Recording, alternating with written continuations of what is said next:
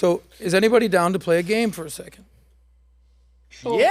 Okay. Woo! So for right now, it's going to be very interesting. You guys are going to mentally switch sides. So you guys are now pro-Israel. Congratulations. You guys are now pro-Palestine. Congratulations. So give it a second. And now you're going to be representing the other side. Think about it for a second.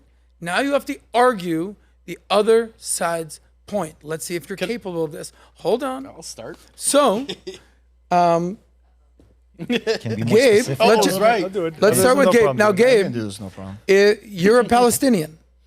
If you wanted to make Palestine great again or Gaza great again, what would you recommend? So I don't have to pretend to be a Palestinian to make the argument for the Palestinian people. In fact, the panel, I'm surprised that no one would even try to push to make this argument. But for the Palestinian people, for the Arabs that live in Israel, whether it's in areas controlled by the Palestinian Authority or in Gaza, please just let me respond. You can then try to say everything I'm saying They're is wrong. Arabis. They're not Arabs. They're Levantines. Okay, just let me know.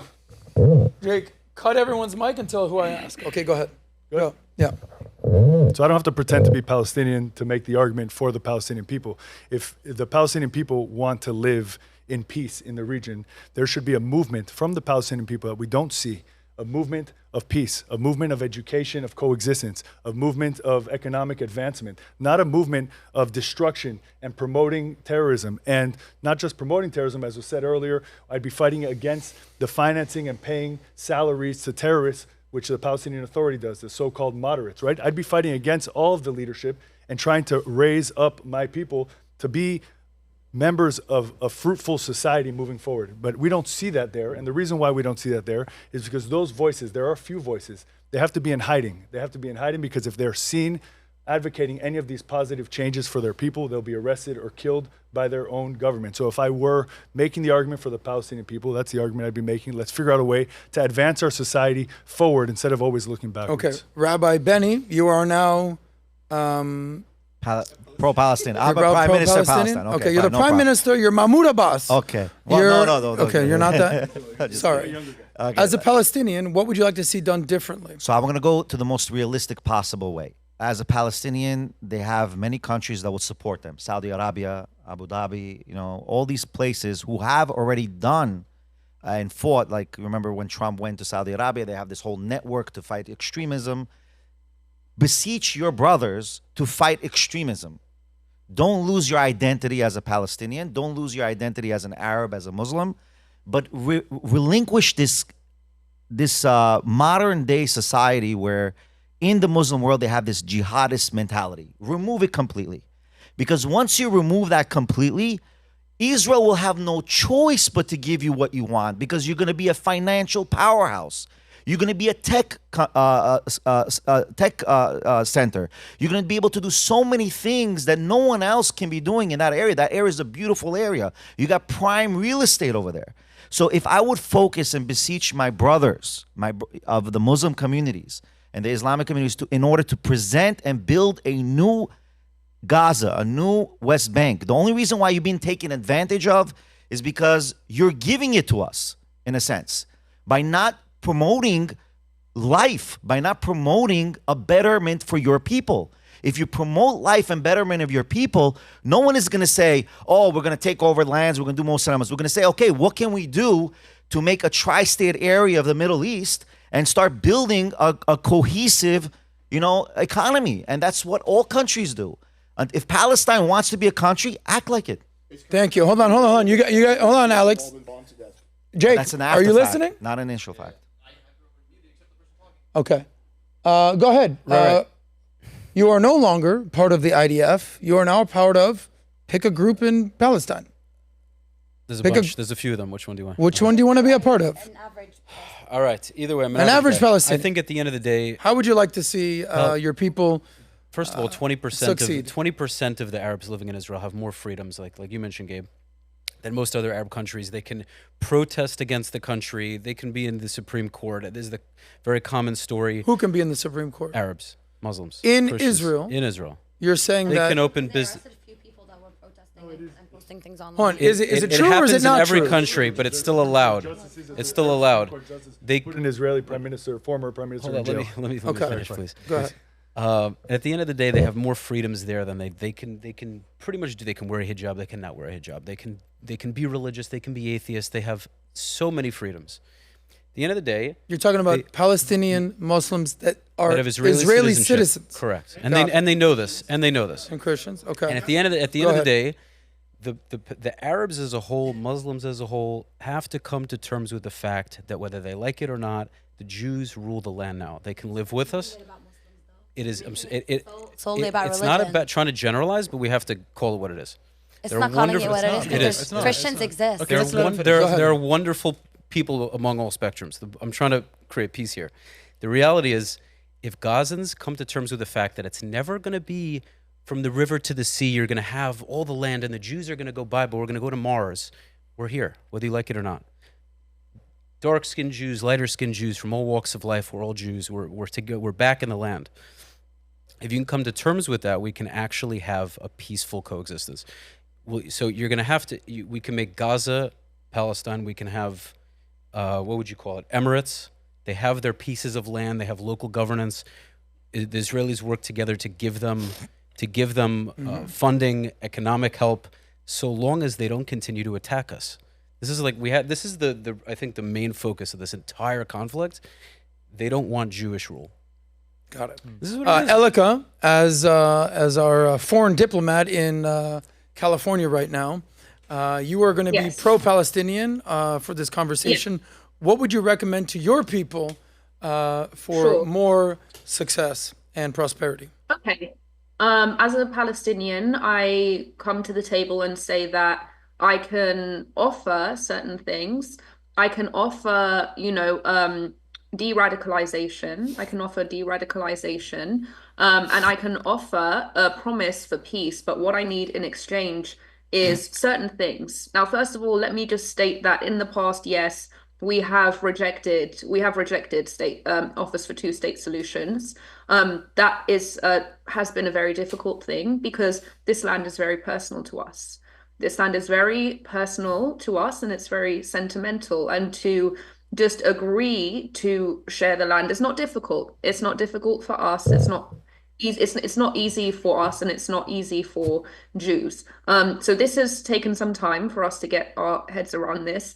The agreements that we rejected previously, there were some things that weren't completely satisfactory, such as the right of return, which is an important thing, and such as there being separate cantons of the land rather than one contiguous region. And so what we ask is that we will be willing to collaborate with Israel, with the Shin Bet, to foil future terrorism. But what we need from you is that we need a partner that is willing to negotiate for peace with us. And right now we don't feel like your government is willing to do that.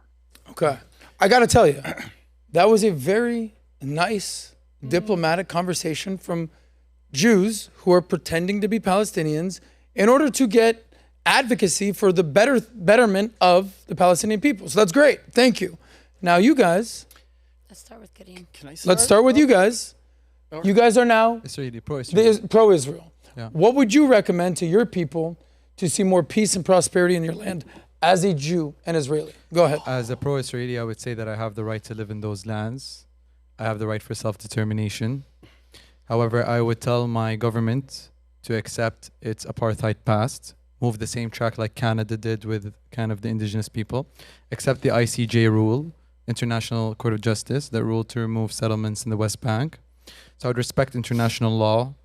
I would, first of all, address really the misconception as an Israeli to say that the Levantine Muslims and Christians are actually the sons of Jacob. They're closer to Jacob than they are to Ismail, according to genetic data, published 2000 by the Cell. So every time an Israeli from my country is killing a Palestinian, actually every time an Ashkenazi Jew is killing a Palestinian, they're killing someone who's closer to a Palestinian is closer to a non-Ashkenazi Jew genetically than non-Ashkenazi Jews are to Ashkenazi Jews, which makes this whole situation hilarious.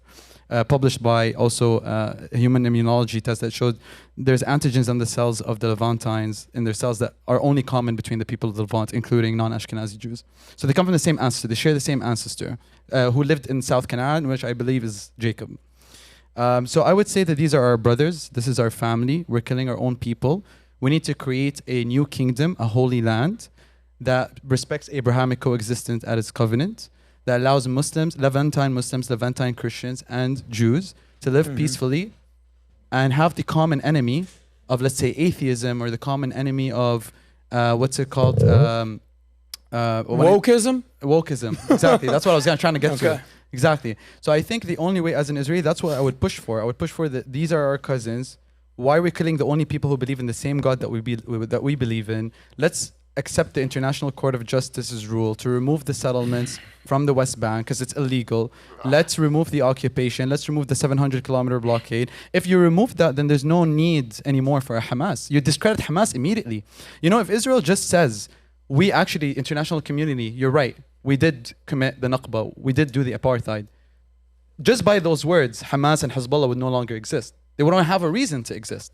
But I think forcing Israel's existence in its current secular kind of right-wing state with its current political party is just going to lead to a continuous bombing of neighbors. It's just going to increase the amount of enemies against Israel, which is not going to be sustainable. And then the common Israeli is going to feel that he is more and more scared to identify as an Israeli. Because now more and more countries are going against Israel, right?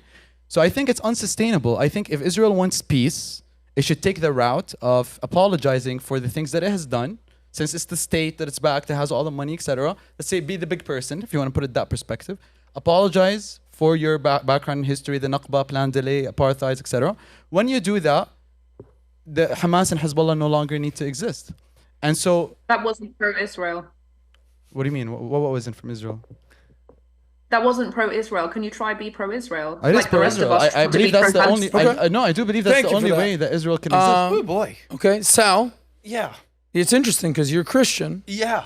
Palestinian. Yeah. You know, there's been things you've agreed, disagree with, you know. Yeah, of course. Sometimes you say profound things and sometimes you're thinking they're just digging tunnels for fun. Yeah, well, You know, everyone loves They us. gotta smuggle in guns and food somehow. So, Sal, you are no longer Christian. You are no longer Palestinian. You are now Let me be a crazy. Israeli. Let me be those. You are Israeli. Woo! I would bomb What more. What would you recommend that your fellow Israelis do for more peace and prosperity in the land? For more peace? Yes. So you want me to pretend they want peace? Go for it. In a pretend type world.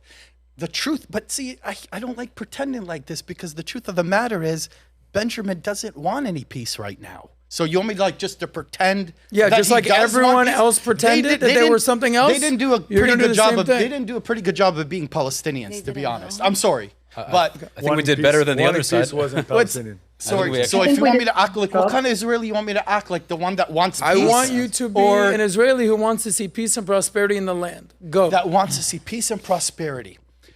I would try to end the occupation, but that would have to be slowly. There's no way of ending the occupation after bombing the shit out of Gaza and saying, you're free now. You want to come to Tel Aviv? Now, that's just not going to happen. Like, we're at a point where there may not be a return. It is so bad.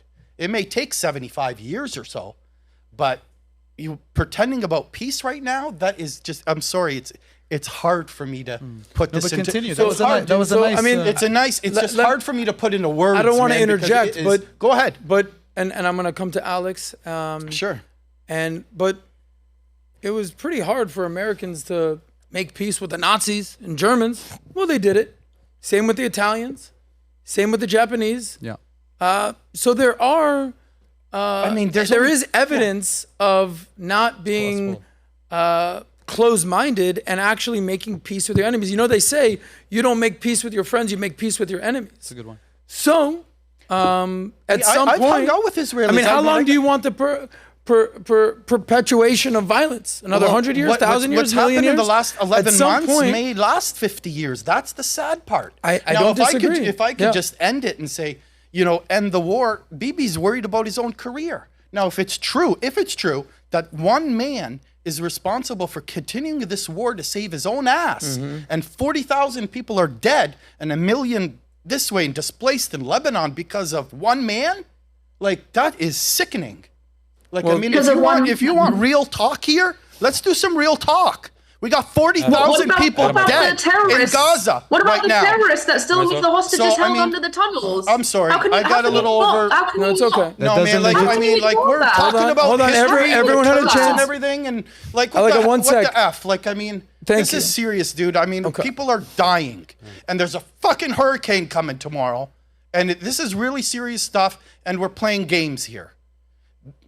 Anyways, okay, I'm done. Thank you, next. Alex, Sure. pretend, because you're half Jewish. Now you have I'm to pretend that Jewish. you're Been to fully Israel Jewish. many times, yeah. There you go. What would you recommend for your Jewish people for Well, I peace think- and prosperity in the land? Yeah, I think the first step is you have to oust Netanyahu, Ben-Gvir, and Smotrich. You have to oust the far-right government Israel, install a more moderate government. I think that's the first step because Netanyahu is never, ever going to want peace for the reasons that were already mentioned. I think second of all is you need to come to some kind of ceasefire. The endless war, the bloodshed can't continue. All it's doing every time you kill a Palestinian child, you make the father a Hamas terrorist, right? So there has to be some kind of ceasefire. There has to be some kind of two-state solution. And again, Netanyahu doesn't want that, but you want an Israeli leader who wants a two-state solution with mutual security for both sides, maybe some kind of UN or some kind of, Arab, like Saudi Arabia or some kind of Arab league where they monitor the borders. But you need some kind of a solution that leaves both sides feeling secure and both sides have their dignity and both sides have some level of independence. That's kind of what you need. And I would also take that dude, Marwan, who's sitting in Israeli jail, who kind of wants peace, and let him out. And I think he could be a good leader potentially. Okay, Manal, you are no longer Jordanian Palestinian. You are now I'm only Jewish Palestinian, Israeli. Okay, so What would you recommend for your people so I to know have peace and prosperity in the land? finally, okay, I don't want anyone to interrupt me. Just hear me out so that way I can fully finish one point in this whole entire podcast today. I mean, we say as somebody that's pretending to be Israeli, not in our name. So like to actually implement that, we actually have to apply pressure for the IDF to stop killing Palestinians. And therefore, once the killings stop, Hamas will vanish. All of these killings of innocents, of children, the infrastructure, the destruction is beyond repairable at this point. So I would actually offer to rebuild those cities for the Palestinians, rebuild shelters, provide medical aid, provide just general food, end the forced starvation, help them actually advance in their life, that's what's happening right now. And we can all agree on that. And we can also stop making this about religion and making it about humanity. Okay? That's the first thing we need to stop doing. Is it creates division, in my opinion. So let's just stop doing that and speak human to human. First step is agree to a ceasefire. Release the hostages on both sides of the party. And just stop the both-sided bombardments. And at that point, there would be coexistence so that way both nations can actually try to rebuild. Because it's coexisted before, it shouldn't be a problem right now. Okay. That is my Thank point. you for that. Well, guys, that was actually my favorite part of the conversation. It was the one time that you weren't yelling back and forth and food fighting. But it just made me show when you put yourself in another person's shoes, you actually have to be a little bit more reasonable. So maybe we need to play more games instead of just siding. Now, we've got about 10 minutes left, and I would like to end on a happy note. So can we try to do that? Now, we brought out a couple conversations about what could be done. The two-state solution. We talked about the killing. We talked about the hostages. I'm a one-state solution You're a one-state for solution. everybody. So am I. No two states, here's just one what nation. I want to ask. Yeah. Peace, happy ending, coexisting. That's where you're laughing. The two-state solution, one-state solution, is it even possible? I would like you to look in the camera and give your best case for peace in the Middle East, what you would like to see. Let's start with the lovely Elika over there, because I know she's running short on time. Yes. The stage is yours. Everyone has a minute or so. Give me your State of the Union address to Palestinians, Israelis, Middle Easterns, and people all around the world how we can create peace in the Middle East. Yes. Okay, so first of all, let me just start by saying that it's a gross misconception that people think that these proxy groups only exist to defend Palestinians from the occupation and the like. These groups themselves are based on a revivalist movement, and they have explicitly stated themselves that they will never concede 1 inch of the land to Israel, and that they will keep going until Israel is entirely one state under Sharia law. That is their stated goal. And so there cannot be any peace with Hamas. Hamas will not stop. It will never stop killing. It will never stop attacking. Even if Israel becomes the most perfect state of all time, these groups will continue to attack. Therefore, there is only one path to freedom. There is only one path to peace. There's only one path to security, and that is the end of jihadism. Jihadism is the cause, it is the cause of every single death since October 7th and before that. It is the cause of every single unrest, and it is also the cure.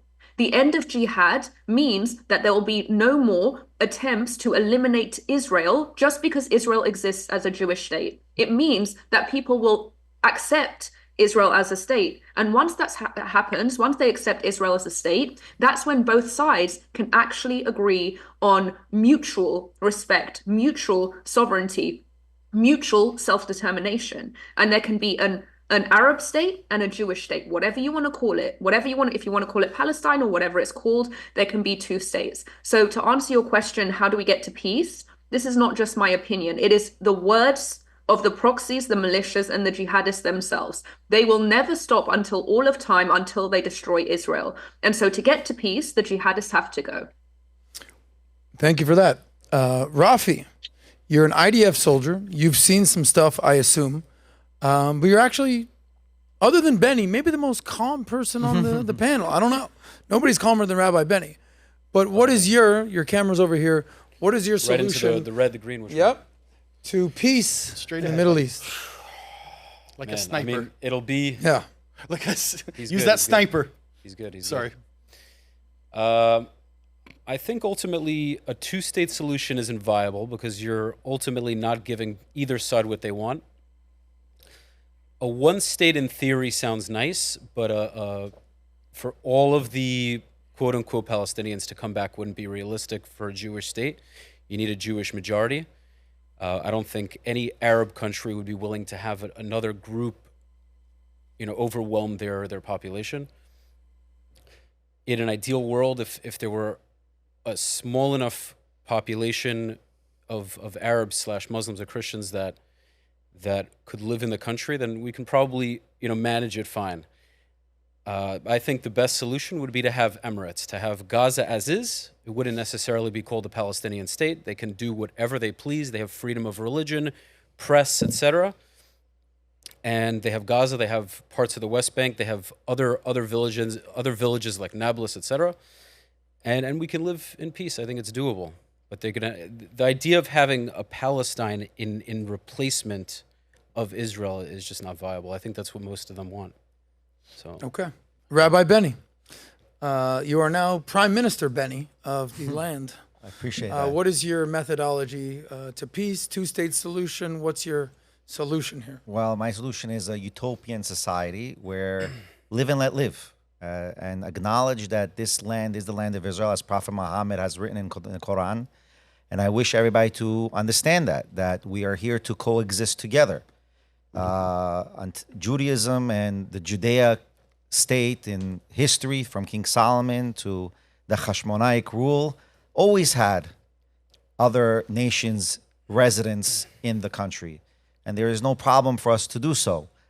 We only ask that we live and let live. Every Jew wants to build a family, and I presume and I know every person who's a Muslim and wants to build a family as well. So if we really focus on building families and economics, we will succeed as a multi-national country with a 1-state solution where everybody can live together. Thank you. Now, Gabe, you were a mayor of a very nice city here in Miami. Now you're the leader of of Israel, Palestine, whatever it is. What's your solution to peace in the Middle East? The question is whether there can be what can we do to advance peace in Israel and in the region? And I think first we could talk about what can happen. There's no piece of paper that Israel could sign that would bring peace. There's no piece of land that Israel can give to anyone, whether it's the United States, United Nations, the Palestinian Authority, or any other international body that would bring peace. I think we are 1 year away, just 366 days past the worst terrorist attack against Jews since the Holocaust of October 7, 2023. And now we have Hezbollah attacking Israel and other enemies attacking Israel. This is a time about existence and survival for Israel, which Israel will survive. This needs to be, for there to be quiet, not peace. For there to be quiet, Israel needs to be strong. The only way to ultimately bring peace is through strength, and that's not just a saying. That's the only way for there to be quiet in the region. We need to enforce and implement different laws in the region to make sure that children in the region, all children, Jews, Muslims, Christians, are not being indoctrinated. No one's being indoctrinated to kill, to murder, that their whole reason for existence shouldn't be the murder of other people. It should be being able to live on the land. Once we accomplish that, and we're generations away from that, then we can start talking about what we can do to have a permanent peace. But we have to focus on quiet and prosperity for everybody today. Okay. Who would like to go first? Manal, let's go ladies first here. Sure. We are now advocating for peace. We would love to see a solution to end the violence. What's your solution to peace and prosperity in the Middle East? Well, for our tax dollars to stop funding those acts, for starters. Second of all of you mentioned something in relation to Islam. I think we need to also stop making it about religion. Again, the point that I'm making, because it is causing division rather than it is actual coexistence. We're not speaking progressively. Third of all, I think we need to agree on the fact that right now it is a verbiage matters, so it is a genocide, and we need to address it as such in order to be able to move forward. Fourth of all, it is only a one-state solution. For me, I am not a two-state solution girly. We need to also just address the facts of when this started. You compared it to the Holocaust. There are Holocaust survivors that are actually advocating for Palestine. So you should probably also sit within yourself and reflect on that, because they are saying not in our name. So I would say the only way is to either come to a conclusion with a ceasefire, which is Bibi has actually declined multiple different times, as we have seen. Our tax dollars need to stop funding those missiles and those Iron Dome for Israel, and then that's where peace starts, by ending the killing of the Palestinians. You guys don't want those militant groups, then stop creating them by killing their fathers, their sisters, their mothers, and raping them in front of each other. Like, it's just all very disgusting. You're saying it's creating a vicious cycle of violence. Is what correct. So stop it. It is just falsehood. They're raping children. I mean, we're not going to address that. I'm not. It is my time. It is my mic time. So let's all stop. Yeah, we're not going to agree. In order to, We're not gonna agree. yeah, we already knew that since we sat on this panel, that we're not going to see eye to because eye. you said But there's different levels of facts and there's different facts. there has been facts, and I have been addressing them, but only one I truth. continue to get cut off. Either way, stop the killing, agree to a ceasefire, and just stop it. You said It's not one that word. simple. I'm gonna stay. You said the progressive. What did you say about progressive? That we're not being progressive right now because we are not being aware of the actual history. You guys' timeline is different than the Palestinian timeline. only one Different timeline. than. I'm sorry. There's only one timeline. There's only There's one not a set one of facts. timeline. That's I've a whole, actually if had you're gonna be multiple conversations factual- with like Zionists and Israelis and Jews.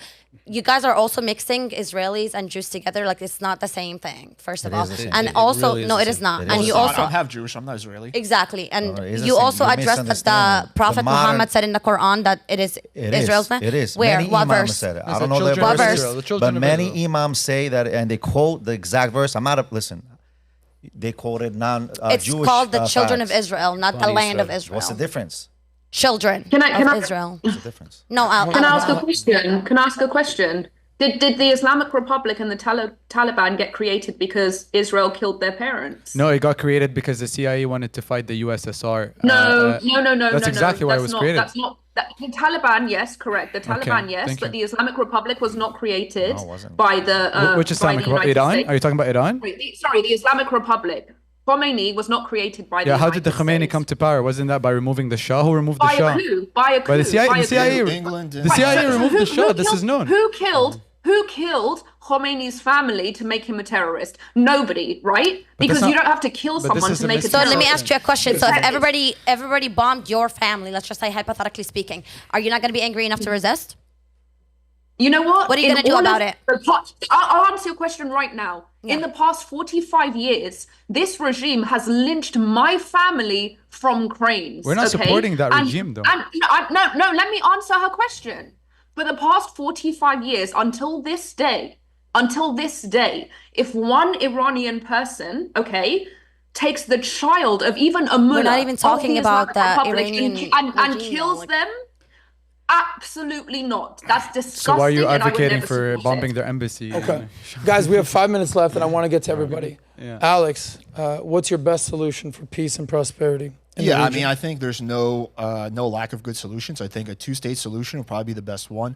I think a one-state solution will not work simply because Jewish people in Israel will not accept an Arab majority, and I don't actually blame them for that, especially given all the vengeance that's in the air. The problem is that you have two sides who hate each other right now. There's more blood than ever, and there's more vengeance than ever. So if you're going to try to get Israelis and Palestinians to come to the table and negotiate in good faith, that's going to be very, very hard, especially when it comes to two-state solution. You have to start off with a ceasefire. That's going to be the first step, and there has to be goodwill on both sides. But again, right now you have extremists in charge of both governments. You have with Israel, you have Ben Gvir, Smotrich, and Netanyahu, and then obviously on the Hamas side, you also have some pretty crazies. So the solution is, again, it's really hard because, again, you have so much vengeance and people hate each other so much and they all want revenge, right? Oh, you did this to me, you did that to me. And there's blood that's been spilled on both sides. And a lot of innocent people have been killed on both sides. At this point in time, yeah, there's more Palestinians dying. But there's been points in time, to grant you guys what you just said, where Jews were the one that were being persecuted and killed. So it's really tough. Like, I think that ideally a two-state solution, but you have to basically get everyone in the Middle East to have amnesia and forget about the past.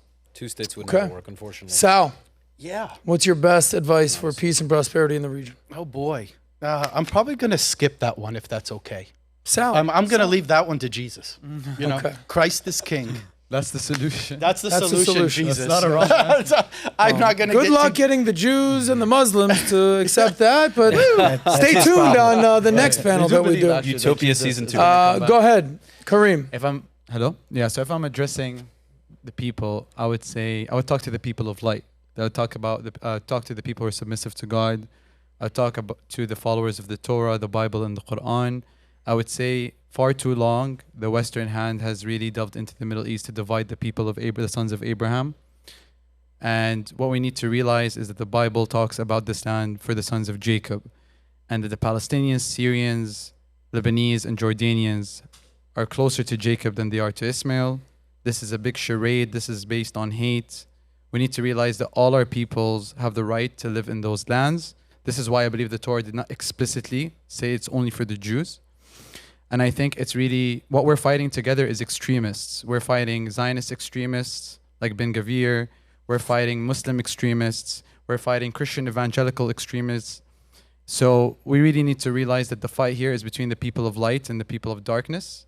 And we need to stand up together to create a new kingdom, a new land that upholds the Abrahamic Accord, that upholds the Abrahamic Covenant as its constitution, that allows the Abrahamics to live in full equity, diversity, inclusion. Never thought I'd use those words, but you get me. This guy's going full Ds. I'm DEI not right gonna now. go. But really, that's what I would say. I would say we need a new kingdom that stems from the Euphrates to the Nile, that is an Abrahamic kingdom, a holy land, a kingdom of light. I call it people of Shem. That's what we do at Levantines.com. We try to focus on the kingdom of Shem. Noah's Wasn't son. that as Noah's son? Noah's son. Sham. That's where Sham comes from. The Levant. The word Yeah. Sham. Shami, Shami. Semites, yeah. So I believe that a lot of us are Shamis. This is our land together, and it is us against Western intervention.